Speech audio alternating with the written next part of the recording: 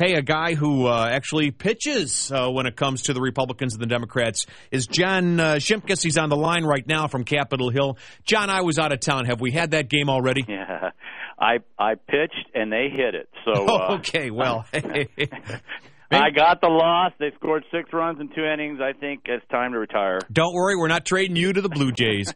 Hey, well, let's take a look at a vote that you have, a historic one, I guess I could say.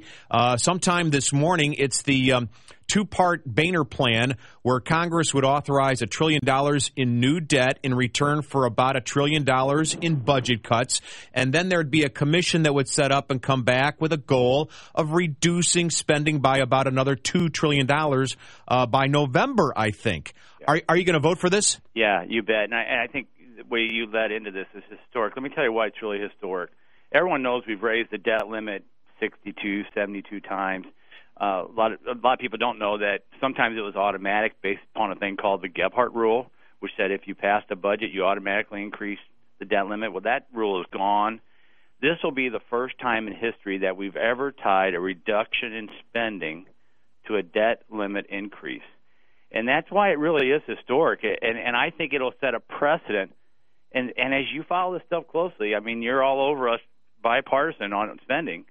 We have to do this. We just have to get control of our fiscal house. And yet, didn't the S&P ratings agency indicate that they need at least $4 trillion in budget cuts for the United States to maintain its AAA credit ratings, Congressman? Yeah, I mean, that's a concern, and we'll see what they do. I think they have to give us some credit for raising the debt limit, which everybody really knows you have to do, and talking about trillions in cuts versus billions of cuts. The commission, it's really, I think, 1.8 for the second tranche. I like the bipartisan, bicameral nature because people say, well, why don't you go through regular order? Well, we see how regular order and reforming the entitlement programs has really helped us these last couple of decades. And so that's why we really we all have to jump off the cliff together in entitlement reform. But it is a concern. But I talk to people now, shouldn't the S&P downgraded us like 20 years ago? Shouldn't they have done it 30 years ago?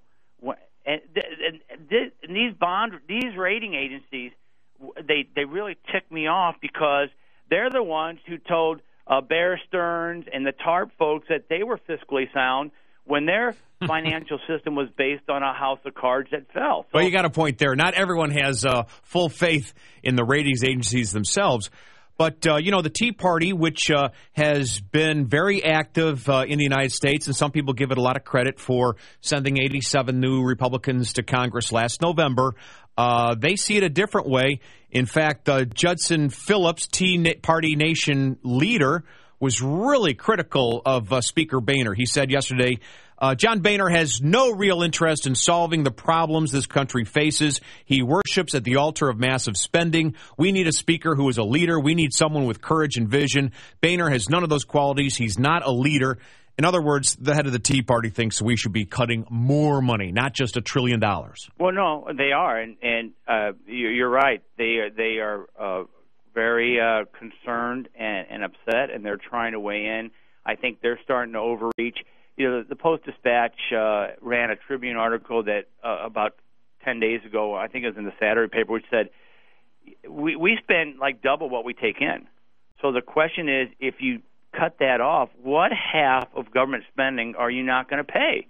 You're not going to pay the soldier salaries. You're not going to pay Social Security benefits. You're not going to pay Medicare. What is it? So John is walking a tight line of doing something historic, moving to do what we have to do, which is raise the debt limit, but tying it to $1 trillion in cuts. And it's not been easy for him. I do think he's the adult in the room. Well, how do you feel about the Harry Reid plan in the Senate, which would, I think, cut $2.7 trillion, although some people dispute that because that figure includes the wind down of the wars in Iraq and Afghanistan, which would happen anyway. Right. But the Senate plan would be 2.7 now, and that would take us through, I believe, 2012. Yeah, that's a great question, and that's right. I mean, that $1 trillion is wind down dollars, and if you look by the side-to-side comparisons, they're very similar. You know why they're similar? because these guys negotiated a deal. But it blew up when the president asked for more money. Okay, but didn't 53 Senate Democrats write a letter to the Republican Speaker of the House saying they won't vote for his bill? Well, what we think's happening is Reid didn't file for cloture on his bill. He can't pass his bill.